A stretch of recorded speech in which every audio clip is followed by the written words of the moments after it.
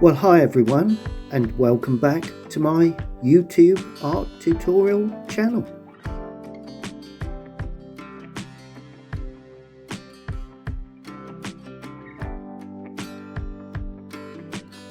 Watch me paint stage 2 of this lovely scene. It's actually the finishing stage of how I painted this lovely summer landscape and shadows. Well, as you can see, the sun's going down and get a little bit cool here. So what I'm going to do, I'm going to head off to the hall and get set up really and meet all the group.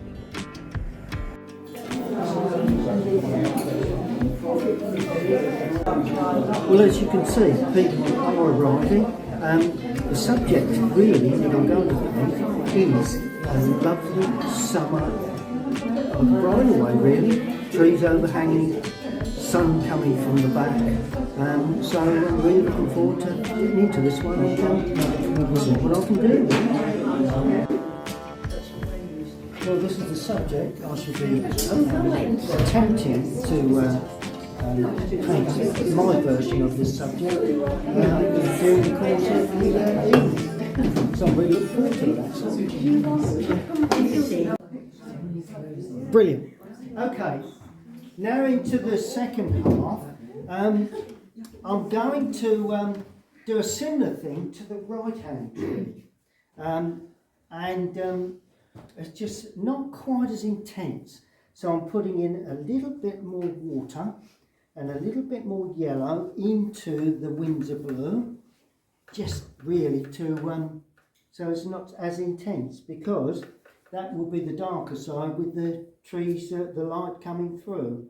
So let's see if I can mix that up. There you go. God damn. Wonder what that will look like. Who knows? Look, that's why I wear brushes out. There you go. Wow. Right. Start at the top again. Still quite dark. Oh well. Let's just go more yellow into that. Let's go into a different area. There you go. It's really getting the right tone, really. And although it's weaker, if I remove a lot of moisture or paint, so the brush is completely loaded with paint, but it's the amount of paint you have on there that's crucial. Because if you have too much, it blobs. If you don't have enough, you don't. When you stroke across the paper, you don't really get much paint onto the paper itself. So it's just a matter, really, of getting the brush loaded. Oh, there you go. There we are. That's more or less what I'm looking for. Right. How do these branches overhang? We don't have so much here.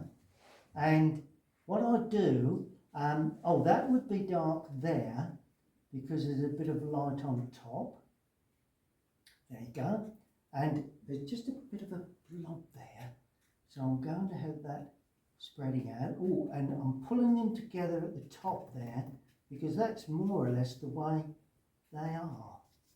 And the gaps you leave are the light areas of the branches, of the leafing, and where you overpaint, you get the darker areas. Not quite so much there, but you know, once you see a tree that you like the look of, all you've got to do is paint that tree to make it look like, you know, it's got to be of a similar shape, because, you know, it depicts that tree in that area. But after that, you've got to make it look good, you know. So you don't necessarily copy everything you see there. Otherwise, you end up with more or less a photographic image of the tree itself, which, and I will say, if you like the photograph, then blow it up, frame it, you know. It's, you know, if you want a sort of like an impression of it, or my impression of it, then I can give you an impression of it. So people do send me photographs online, you know, and you never know what their perception is of what they want, you know. So I always make certain that they've had a good look at all of my work, because that's what you're going to get. You're not going to get this, you're going to get an impression of that. Basically that's how it works, really. Right, there you go, look at that. You just got to watch that you don't end up with too many, well, don't look too bad. No, there you go, on the underside of that, the underside of that, a little bit there, right, okay. Let's just go a little mad here, there you are, look. Let's just do a bit more, put a bit more dark in there, there you go. Because there's something standing up there, look. That's it, and then we've got a little bit of sort of leafing standing out there. Let's just move over so you can see the idea of that. There we go. And that goes to the trunk. As regards putting the trunk in first, I wouldn't recommend that myself, because you never know where you're going to put in the branches until you've actually got the leafing there, right? If you put the trunk and where you think the branch, then you paint the leafing, you're having to put that leafing exactly where you've left. But in this case, I've got the freedom to either paint over them and put them behind a branch or a trunk, or paint around them and they're actually standing in front then. And that's what I should do when I come to paint those. So it's all pretty simple, really, you know, it's just logical, really. Logical, yeah. Right. And do you know, for now, I think that's about it. Right. Okay, right, more burnt sienna with a bit more blue. So now I can take it from the palette, because I've got so much on there. I can take it from the palette, and I'm just going to go darker there as that runs out of picture. A bit more dark there. There you go. Just the other side of that, yeah. And a bit more brown in there now. In fact, quite a bit more brown, because I'm going to pull that up like that. And notice, because I put a load there, right, colour there, I've actually gone the other side of the trunk. Because if you put it one side, it never looks quite right. It's a bit like a cloud when you're painting church, you know, a church spire, right? If you put a cloud to the right, unless that goes behind and you show a little bit of cloud the other side, it looks as if the cloud stops, right? So always continue your, you know, even if it's not on the photograph, don't take notes of that, just make a good picture, you know. So even though I put it that side, it really is important that you do use a bit of license. And notice I'm putting a little bit there, and then I'm getting less and less. So there's more texture and none at all. Texture there, and then gradually none at all. And that gives a lovely feeling of depth. That gives a nice feeling of light coming from the back. Good. I might as well carry on with this brush then.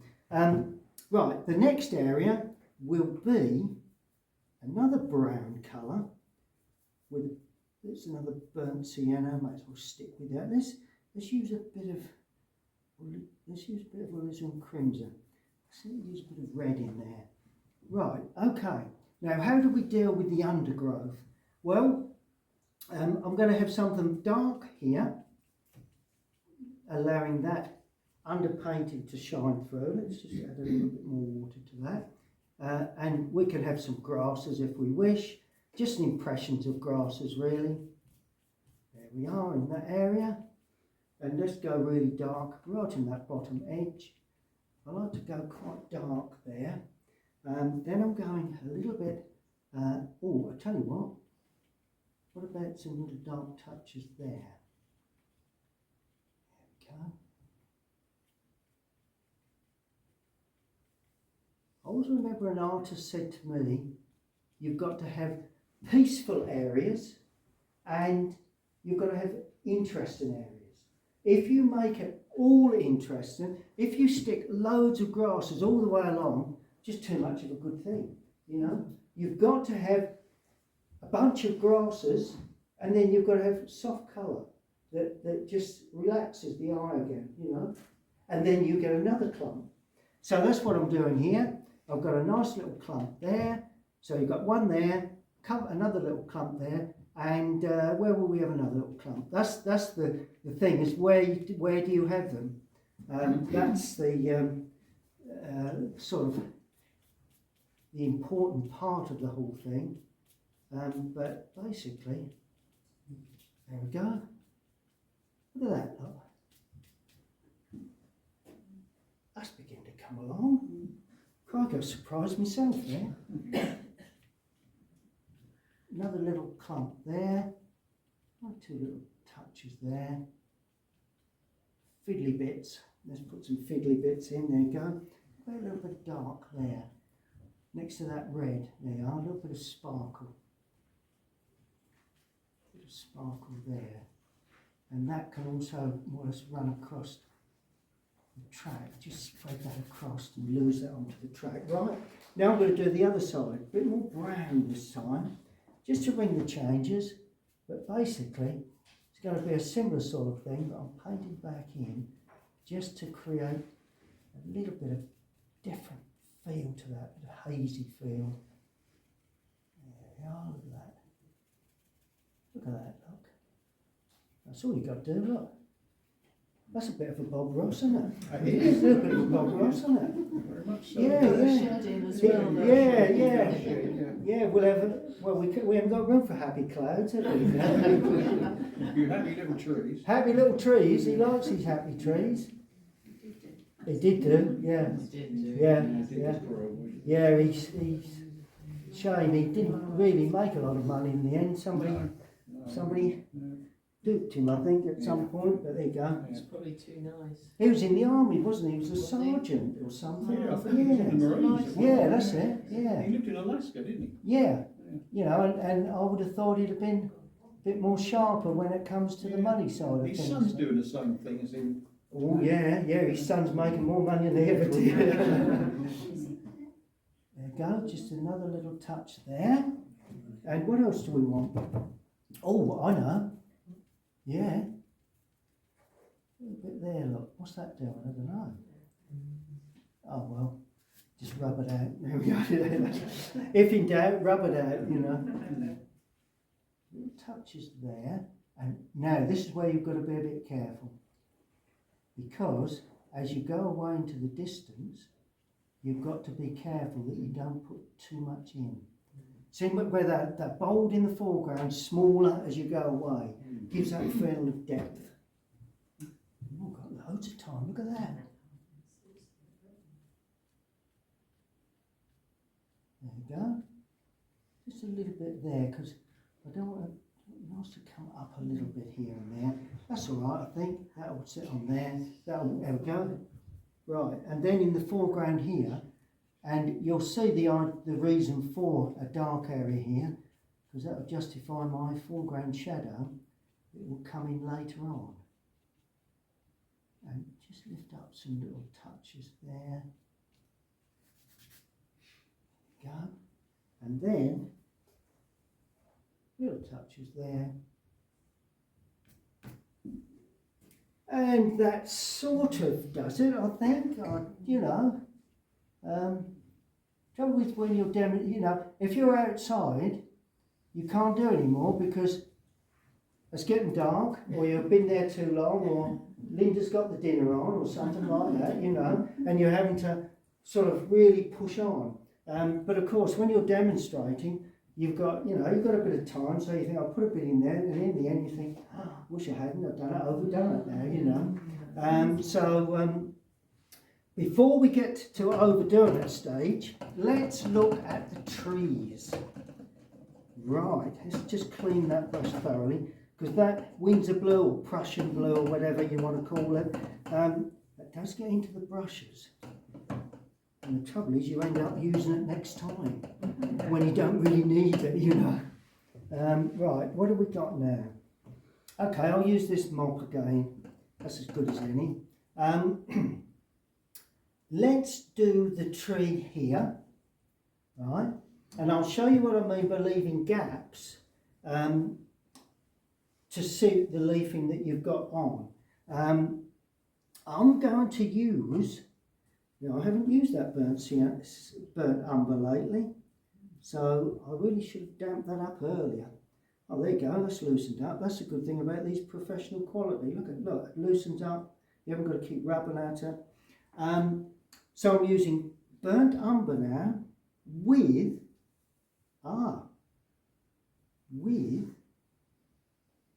Windsor Blue again. And that will give me a nice little sort of greeny brown colour. That's a little too green. We don't see trees that green unless they've got a lot of moss on them. So let's go a bit more brown. We can improve on that short. There you go. Right, now when you paint trunks, I always start, well, when I paint trunks, I start at the base and then I paint down. Now this is the point where you can decide where you're going to sit that tree. And where you sit it, you'll leave spiky edges because there's grasses growing up into it, and also it's at an angle as well. While I have that colour quickly, because it will change, I'm going to finish there, and then there's another part of the tree coming out there. And the shape you leave is important too, is to decide whether, where does that one go? Right, I know. Branch coming off there, look at that. That's nice. If I can get it to work, that'll be nice. Yeah, there you go. Yeah. Now that will be turned into a branch or leafing that's standing in front of the trunk. That's the reason I've left that like that. Just going up a little bit further with that, because it's one of those trees that sort of splits there. I think there's another part of the trunk there. There's another one coming out there, but we'll leave that for now.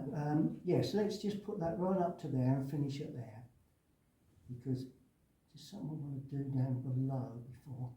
Yeah, there you go. Let's just leave it at that for now. That's the start. It actually goes behind there and then carries on, but we'll do that in a moment. Right, now on the left-hand side, on the right-hand side, I'm going to add a bit of red with the blue now. Hopefully it's still a bit damp. There you go. Right. More red with the blue. There we go. Yeah, that's okay. Pop some brown in that. That's nice. And I'm going to now show the grasses. That's why I wanted that to be a little darker. That's good. Yeah, we can get away with that. That's a technical term, get away with it, you know. Now, I'm going to introduce that into that side, just by damping, just to try and get a bit of a rounded shape to that. And it does give a sense that there's a bit of shadow there, and there you go. Yeah, just a nice bit of subtle light coming on that. Right, more brown. Once we get into the heart of the tree, then let's not be too dark with this. There we are, that's perfect. Right, and there's another smaller branch that heads off up there. Where does that one go? That goes somewhere up there like that. That goes into the heart of the... Just got to watch that these branches, they actually stand, they actually come away from the trunk and they taper. Got to get that tapering. And while it's still damp, I'm putting in some dark touches there. Just a little bit on the underside of that. Just before, and that's going to be completely dark. And that's going to have just a little dark touch there. And hopefully, all being well, you can actually see where that comes away and stands in front of the other one. Yeah, that's okay. Don't know quite what's happened here, but got a bit overexcited, I think. It seems to have just, yeah, look, I took that away nicely. Yeah, just a little bit of other work to be done here, but that's all. There we are. That's good enough. Yep, right. So that is a trunk that has lots of sort of leafing more above, but we do have an area there, and that goes up. I'm going to put a little bit more, but let's just leave it at that for now. Let that settle back. Just put that there. So that's the tree that's got some light on. Now this one is just going to be painted like that for a start, because I don't know what I'm going to do with that yet. There we are. Yeah, within the mistiness of that. Right, that seems to be pretty good. So a little bit more brown onto that. And that's going to stand more or less opposite that. Like that. Marvellous, this watercolour business, isn't it? You know, it's quite amazing what you can do with just a simple bit of colour. There we are. Look, that shows again there. Look, you can see that it goes up and away. Then I'm going to put another one in. Shall I? Yeah, go on. Hey, we've got time. Cool. That's past my beer time now, I'm afraid. Right. We're going to put another one in here. Ah, that could support that. Right, okay. And this has a bit more blue in it. Where's it going to go? Oh, right, that goes up there like that. There you go. Look at that. That stands well back. And notice that's not got any, that one has more warmer colour. That one has less colour. So that sits back. Slightly more narrow. And then that's going to show there, like that. Going to have branches coming off of that. So slowly but surely we're beginning to get trees built up. Obviously you've got branches to come in and everything, but yes, that's looking good. So that is that stage. Now I'm going to use the rigger. It's a number 5 Pro Art, but this one has the gold tip, which is a slightly cheaper version than the red tip. But you know, if they send you the brush, then use it. You know, they're all good. Anyway, right, burnt umber with a little bit of that dark colour. Just a matter of getting some dark stuff in, really. And right, where are we going? I think we're going to have a branch that comes off of there and slides off up there. There you go, and that then gets lost in amongst there. You've then got another one that comes up there, and sometimes they come down as well. Look, there we go. Going to have to go a little bit darker than that, otherwise we won't be able to see them. We need to see them, well, particularly these ones. Let's do that one again. Sometimes when you go over twice, you end up making it a little bit, yeah, but there you go. Yeah, that's all right. I'll be happy with that. That one goes away, but, there's another one there, look. Well, there is now, look at that, look. And another one coming away there. And that finishes there, and we're carrying on up into the dark area, into the light area there, purely because I can see that it could very well turn up into that. I'm having to darken that a little bit because of that. There you go. What else have we got? Now sometimes you see branches coming out of greenery. Okay, so that joins up with the trunk there, but of course that goes into that dark area. So it breaks out between, so you can't see, don't connect every single branch to the trunk, because there'll be some that break through the leafing above or wherever. So what I've done, I've pulled one out there. Now that then shoots off up there. We're going to have another one that shoots off up there, and one or two that shoot off here. There we go. You know, yeah, I think so. I think so. I don't think we're going to go far wrong with that.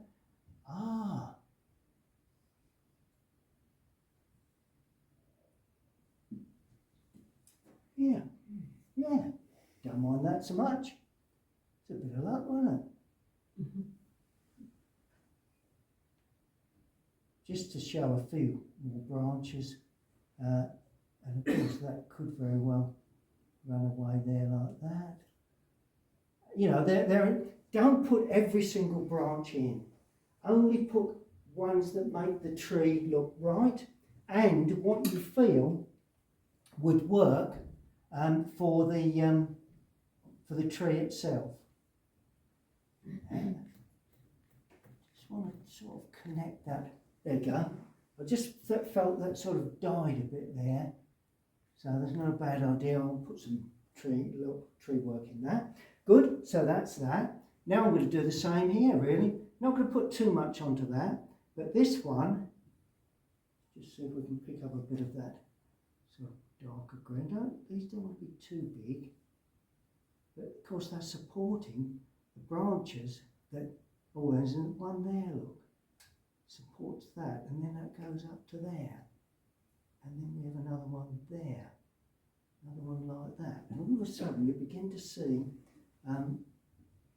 these branches that are breaking out into the lighter areas that probably come from the thicker as you get down in the lower area. There you go. And then you have some more branches coming out there. That's it. Yeah, I think that's probably sufficient for that. Don't know whether I need a lot there because I'm going to cover a lot of that over. Right. One last area, well, of the tree work is some real dark stuff. Now, this is where it gets a bit hairy. This is where you hold your breath. Don't mess it up now, Colin. Right. Okay. It's all right. A bit more blue. I'm going in with a bit of red. That's alizarin crimson. Because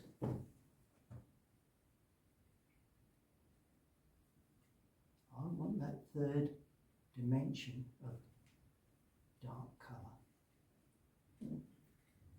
Although it looked dark, it's not as dark as this. But only put that on in very small areas, particularly to start with. A little bit overhanging there, just to give that. So if you put a dark area in, it makes that look lighter. The darker you go, the lighter it actually looks in the light areas. That's the key to this sort of painting, but not overdoing it. No, don't. What are you doing? No. Oh, look, what have you done? Oh well, look at that, look. That's okay, isn't it? We got away with that? Except got to be good enough, isn't it? There we are. And of course, the saving grace is that the darks always dry much lighter. So when you put them on, they look exceptionally dark. But of course, once they dry, I'm darkening up either side of that now. There we go. Give a little bit of, and why not? There will be some little touches and sort of dark shapes. Let's just see if I can pick up. Ah, there you go.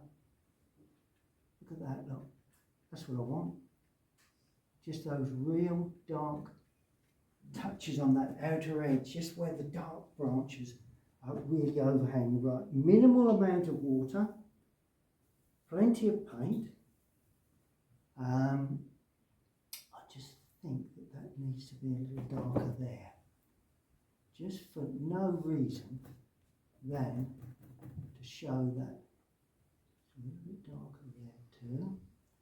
A bit darker there, just shaping up. There we go. Show the light coming through. That's good. Okay. We do have some little touches of this side.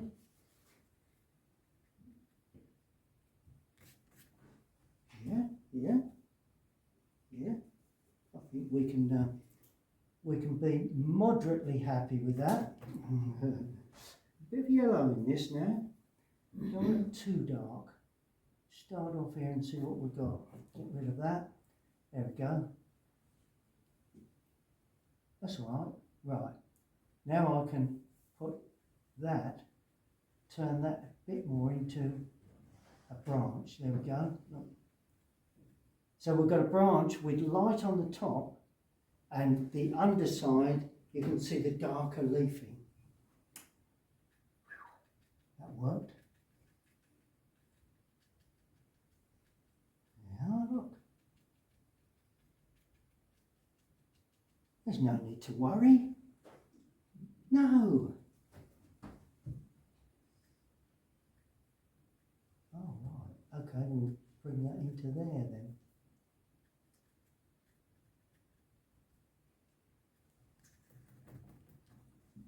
Yeah, that's all right. That's okay. Same thing there. A little bit underside there. A little bit. Oh, we're going to have some dark colour over the top of that there, because that's in shadow. Got to remember that some of these branches are actually in shadow because they're being shadowed by the other branches. So there's no harm in having, you know, a dark area somewhere, another little dark area there. Just watch it don't get too uniform. Yeah. Oh, look at that. One, two little touches there. One, two little touches there. It's a bit more fussy than I normally do, but I thought that's always a good idea to show you, you know, the varying techniques, the layers of colours from light, medium to dark, because that is the key to getting these paintings to look right, really. And then notice how I'm just putting in some little touches on the outer edges. Could be a dark area there. Hopefully, yeah, there you go. So the way the branches hang down. You've got to remember that these sort of summer trees or springtime trees do have a bit of weight to them because of the weight of the branches, you know. And right, what else am I going to do with this shadow colour? Well, we're going to go into other parts of this now, just to give a bit of texture. There. Right. There you are. Here. Running up the back of that tree. Purely because a bit more paint. Come in with a shadow later. That's it. That's it. That's good. Don't want to get over fussy with this, but you know, to a certain extent, these little areas are very suggestive of grasses. gives that little punch to the whole thing. There you go. Right, a bit more water. Touch more water, that's too much. Delicate touches, a little bit of yellow going in, so it's not too harsh again. Colin, what's your preferred paper? Pardon? What's your preferred paper? Well, dare I say, it's the one that sends me 750 sheets of it, and that's Canson, who sent me 750 sheets for trialling one of their papers, so I'm forever painting with it. But you can use Bockingford. I do like Bockingford, or of course they're a Waterford. They're but provided you pay for a reasonable paper, that's like the paints. Don't cut back too much on the cost of the materials. Buy a little amount. It's like these paints. Just a couple of blues, a couple of yellows, a couple of reds. That'll last you ages if it's good professional quality paint, right? Because within that you can mix any colour you like. Because the three primaries are in that palette, whatever colour you see, they're there, The three primaries, although you've got different blues, that's only the pigment that makes them different colours, But basically, you've got a yellow, a blue and a red, you mix them all together, you get a brown, you get a grey, you can get a grey-green, a blue-green, it's so really it's a matter of learning to mix, I suppose, as well. But the paper, this is Vidalon, which I don't think you can get anymore. I think I've got most of it actually. But the other one is Moulin de Roy. That's a good paper. Really So good. do you do cold press or rough or? This is not surface, just like the Bockingford.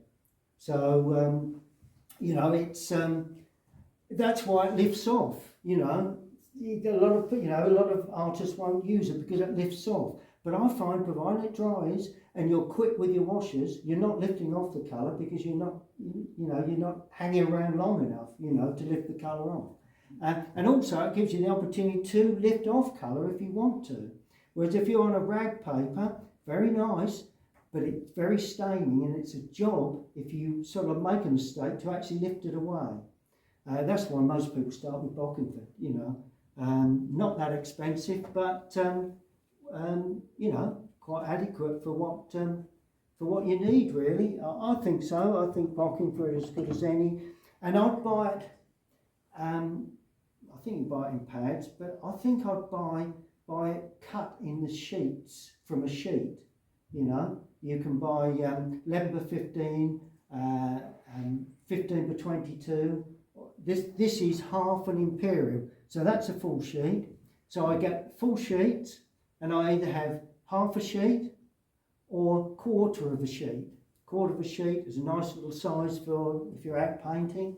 You can even halve that again, That's what I'll do, cut the size you want, really. And Ken Bromley, you can order from them, and they'll give you the size you want, the quarter sheet, the half sheet, or the full sheet, and they send them in packs of 10 or 20 or whatever. So yeah, that's what I'd recommend. At the end of the day, it's that's what I'd say anyway. Stick with a decent paper. Yeah, there you go. Well, tell you what, we're not far off before we get to shadow work, which is always my favourite part of the picture. And this evening, it's not a bad time to put it in, looking at the clock. There we go. Working my way along, just trying to get a feel of that in there. The only thing I'm not that sure, it's all right to have a peaceful area, but we've got a big peaceful area here, so let's just see what we can do. Just to take away from that and just bring that up to there. That's better. That's just broke up that large area there. Oh, what about that then? There we go. Too much, but just a little area there. Good. Well, I think as far as it goes, that's about all we can do to that. Now, shadows. The all-important shadow work. And it's surprising what you can do with shadows. Right, now, the shadows, I'll just use a blue and a red for shadows. Could be light red, but it's a little, mainly on buildings. But I really, for a woodland scene, I prefer,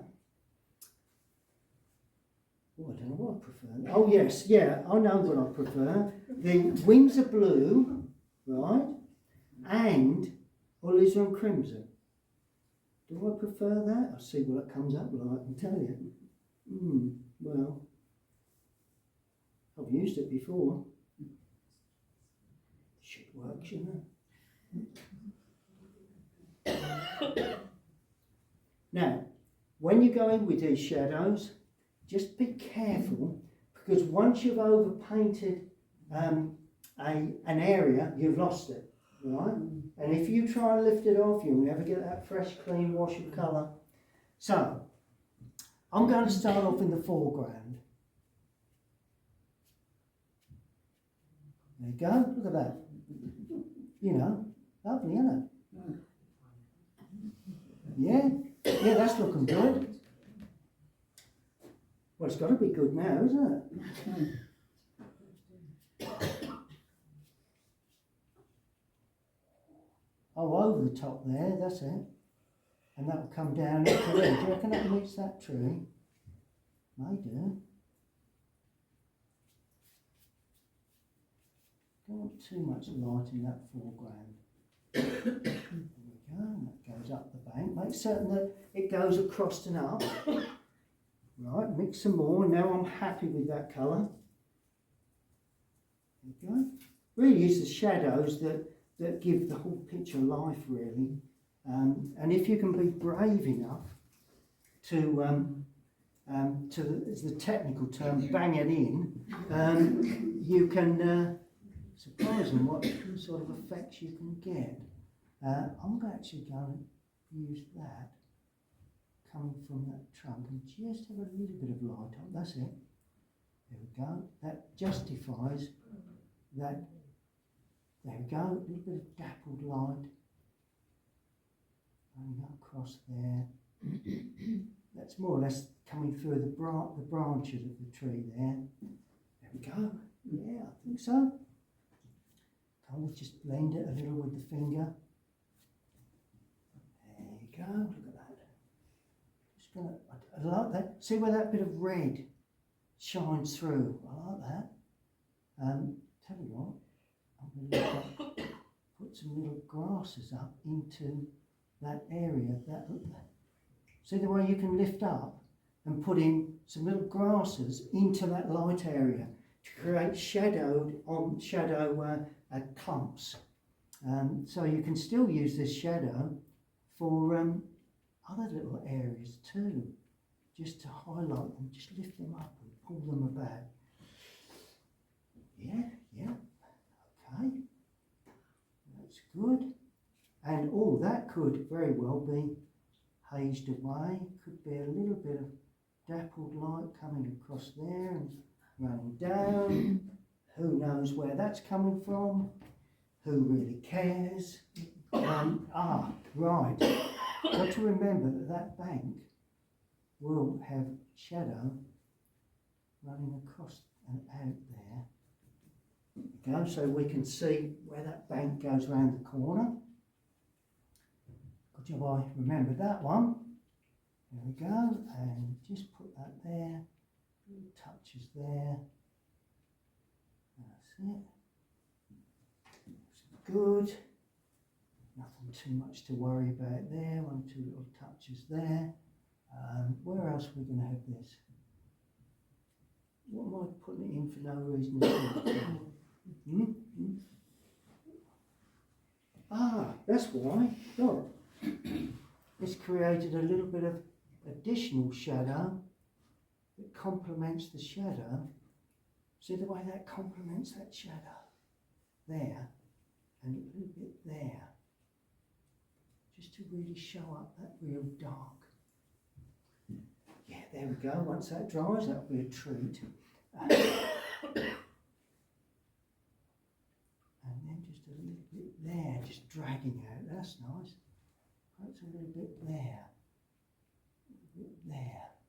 Oh, and we could very well have, that helps to hold in that side. Look, see where it blends with that tree and gets a bit lost and gives a lovely film of subtle shadow there.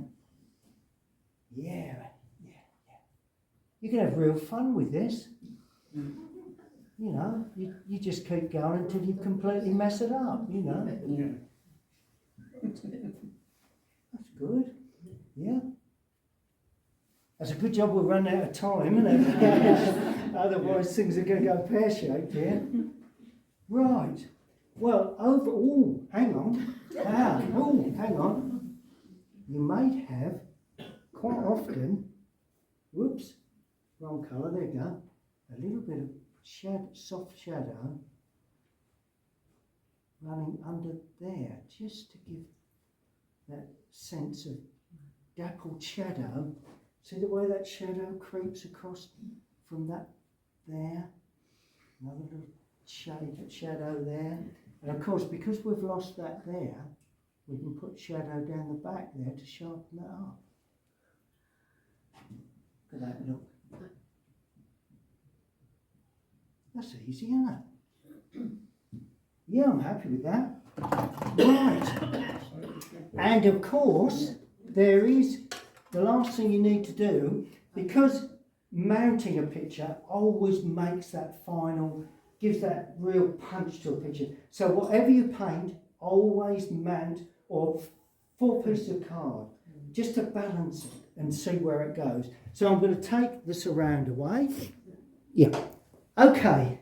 Always sign your work, because you never know, one day, 150 years time. Oh, you've heard that, haven't you? Right, okay. Right, where are we? Oh, I'll tell you what, if that's dry, is that dry? Oh, it's an area dry there, so it should be right here, shouldn't it? Yeah, let's just sign up. And I always sign it in the paint that I've used, because I've seen these programs where they analyse the paint to see whether that's the person who signed it. Oh yes, yeah. They're not going to fox me. And of course, although you can't really understand that name, I know who it is. It's Colinsteedart, and I hope you've enjoyed the evening. Thank you all very much.